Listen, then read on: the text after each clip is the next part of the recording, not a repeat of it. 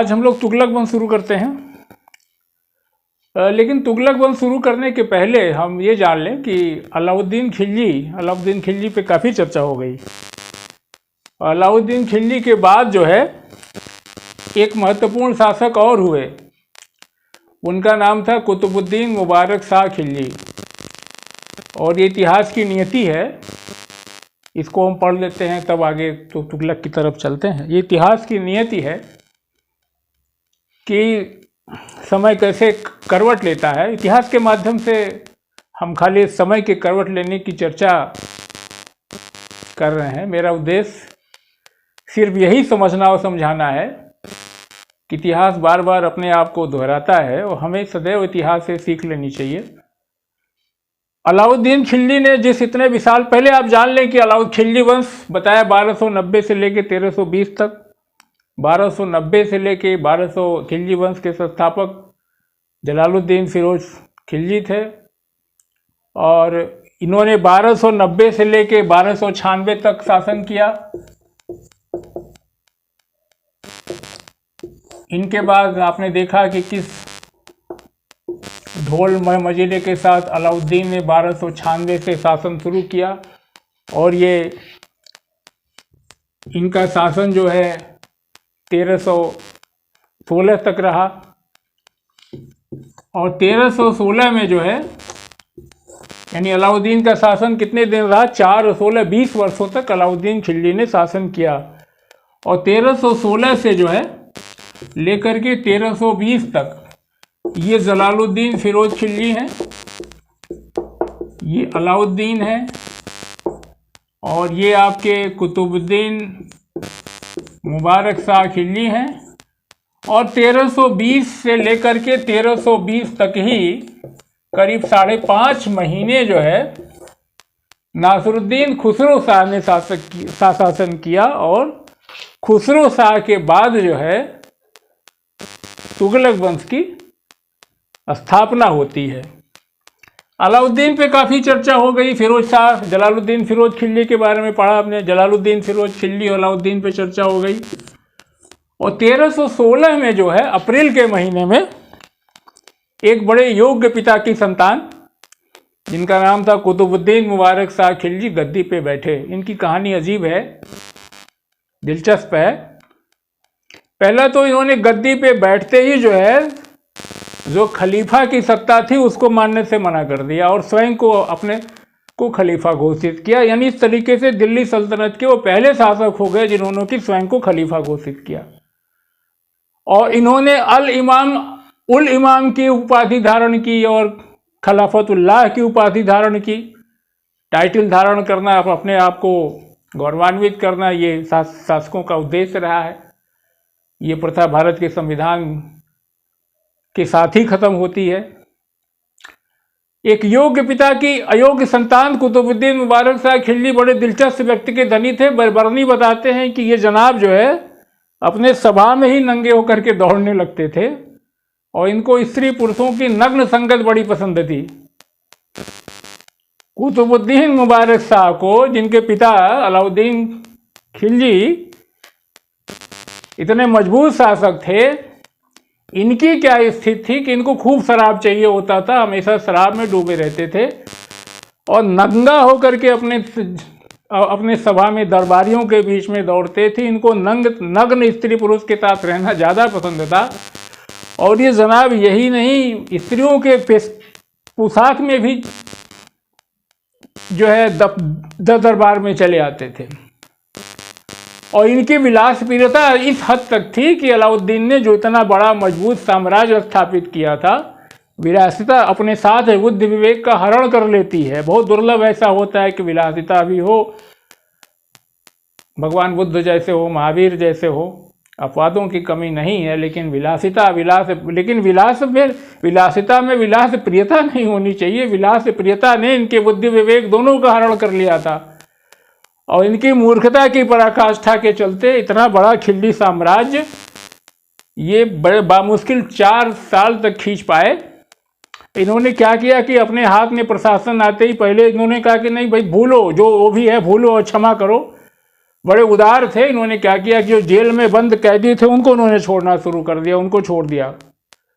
और इनके पिता ने जो उस समय इतने पीछे चर्चा की, इतने कठोर नियम बनाए थे, उन सारे नियमों को इन्होंने खत्म कर दिया।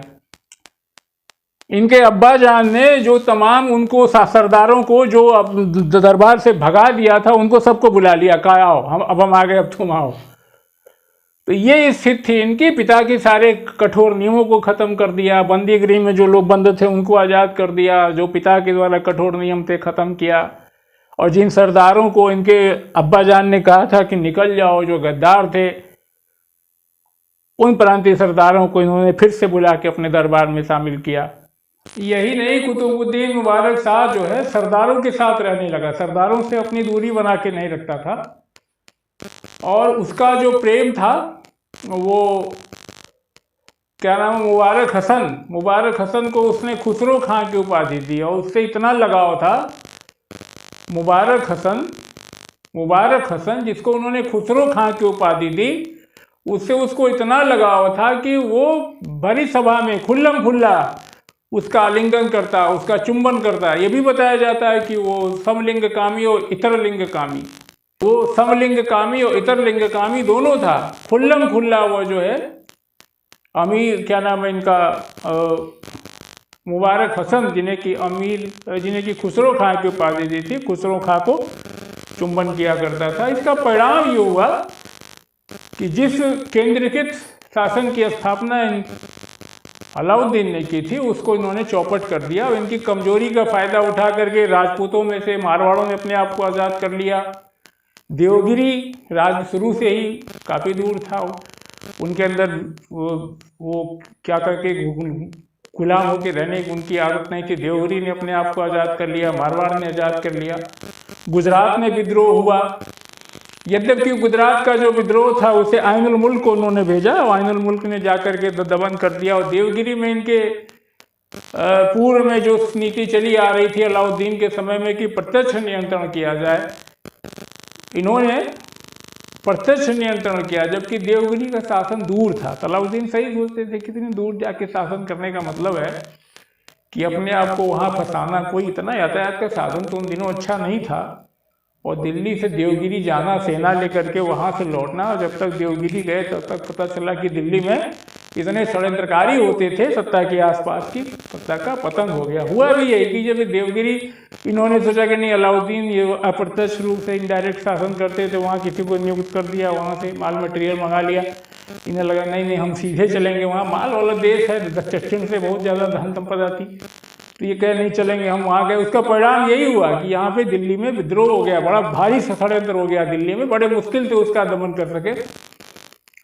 और वारंगल की बात जहाँ तक, वारंगल का राजा जो था उसने जो खराज दे रहा था वो भी खराज देना बंद कर दिया। वारंगल के राजा ने खराज देना बंद कर दिया, देखा कमजोर शासक है, तो इन्होंने खुसरो शाह को कहा जाओ, खुसरो शाह का जाओ देखो क्या कर रहा जो है। तो वहाँ के राजा उस समय रुद्रदेव थे, रुद्रदेव से लड़ाई हुई और उन्होंने समर्पण किया। और समर्पण करने के बाद एक संधि हुई, संधि में इस बात का प्रस्ताव रखा गया कि वर्ष में वार्षिक 40 स्वर्ण ईंटें जो है खराज के रूप में दी जाएंगी। ये संधि हुई। खुसरो शाह वहाँ गए थे, वहाँ के शासक जो थे वारंगल के राजा। अलाउद्दीन के भांति ही जब खुसरो शाह दक्षिण में आक्रमण करने गए तो वहाँ उनकी तरीके से उनका भी मन मचल गया। उनको भी ये लगा कि जैसे अलाउद्दीन सोचते थे ना कि दक्षिण में ही रह जाएं, खुसरो साहब ये सोचने लगे कि नहीं, जो है हम जो है अपार धन संपदा है, क्यों नहीं यही मालाबार में एक स्वतंत्र शासन स्थापित कर लिया जाए, वैसे आराम से रहा जाए। इसकी भनक सुल्तान को लग गई, उन्होंने खुसरो खां को बुला लिया। खुसरो खां को जितना ज़्यादा कुतुबुद्दीन मुबारक शाह खिल्जी मानते थे वो उतना ही धोखेबाज था। बर्नी बताते हैं कि खुसरो खां उससे मिल करके आलिंगन करना, चुंबन करना भरी सभा में, उस पर अत्यधिक विश्वास करते थे, उससे बहुत उनको लगाव था, मोह था। लेकिन बर्नी बताते हैं कि वो जब आलिंगन करते थे तो खुसरो शाह यही सोचता था कि कब अपनी कटार निकाल के इसको भूकूं, ख़त्म करूं और सत्ता हासिल करूं। और हुआ भी यही कि 9 जुलाई 1320 को खुसरो शाह के सैनिकों ने मुबारक शाह के महल में पेश किया। अच्छा, एक व्यक्ति थे, उनका क्या नाम था, जहारिया नाम था। जहारिया थे, इनकी बड़ी कट्टर दुश्मनी से इन्होंने संकल्प लिया था, शपथ ली थी कि मैं जब मुबारक शाह को छोड़ूंगा नहीं। वो भी इनके साथ थे। इनके महल में जो है मुबारक शाह के अमीर खुसरो तो उनके बड़े सबसे निकटतम थे। पकड़ना बताया, चुंबन करना, आलिंगन करना भरी सभा में, तो बड़े दूरों के बीच में बड़े अद्भुत संबंध थे। तो इनके सैनिक मुबारक शाह के महल में प्रवेश करते हैं। पहले सैनिकों ने क्या किया, पहले उनके बॉडीगार्ड को मारा, उनकी हत्या की। यूं बॉडीगार्ड खत्म हो गए। उसके बाद से खुसरो साहब ने अपना असली रंग दिखाया। जो गले मिलते समय सोचते थे कि खंजर भोग दिया जाए, तो उन्होंने अपना असली रंग दिखाया और जो है उनको दौड़ा करके उनका बाल पकड़ा। बाल पकड़ करके खुसरो खां ने अपने जिनको मुबारक शाह जिनको अपना सबसे प्रिय समझते थे, उनका बाल पकड़ा, उन्हें पटक दिया। अब मत चूको चौहान, जब तक वो पटका तब तक जहरिया जो है कुल्हाड़ी लिए खड़ा था, मारा जो है मुबारक शाह का सिर धड़ से अलग हो गया। और मुबारक शाह यहीं पे, जो मुबारक शाह खिलजी वंश की जहाँ तक बात है, ये मुबारक शाह जो है खिलजी वंश का अंतिम शासक था। यहाँ वंश की बात हो रही है। यहाँ हमने लिख दिया था कि जो कि ये तुगलक के पहले तक यहाँ खुसरो शाह साहब थे। ये कन्वर्टेड मुसलमान था, हिंदू थे ये खुसरो शाह, पीछे भी हमने पढ़ा इसको। तो ये जो है मुबारक शाह के साथ जो है, ये कब की बात है, ये 9 जुलाई 1320 को कुल्हाड़ी से जहारिया ने जो पटका, किसने, बाल पकड़ करके पटक दिया। किसने पटक दिया? खुसरो खां ने। किसको पटका? जो उनको सबसे प्रिय मांगते थे, ये सुल्तान कुतुबुद्दीन मुबारक शाह खिलजी को। इस तरीके से खिलजी वंश का अंत होता है। और एक और चर्चा करने की, देखिए कितना अद्भुत संयोग है कि निजामुद्दीन औलिया को आप सब जानते हैं कि दक्षिणी दिल्ली में उनकी समाधि है। अभी तो मैं होके आया। निजामुद्दीन औलिया चिश्ती संप्रदाय के चौथे संत थे और वो 1238 में पैदा हुए थे, शायद 1238 में, ये 1325 तक रहे। और वो अपनी वैराग्य और सहनशीलता के कारण जाने जाते थे। अभी बताया जाता है कि 1303 में उनके कहने से जो मुगल सेना ने आक्रमण रोक दिया था। और सारे धर्मों में उनकी मान्यता है, संत थे। लेकिन इनसे मुबारक शाह साहब, इनसे भी इनकी ठनी रहती थी, इनको पसंद नहीं आते थे। और इन्होंने कहा था कि जो आदमी इनका सर कलम करके लाएगा, किसका? निजामुद्दीन औलिया साहब का, सूफी संत, चौथे संत सूफी सिलसिला के, उनको जो है 1000 टका देंगे। 1000 टका देंगे। मुबारक शाह ने कहा था अगर कोई सिर कलम करके लाएगा, किसका कलम करके लाएगा? निजामुद्दीन औलिया साहब का।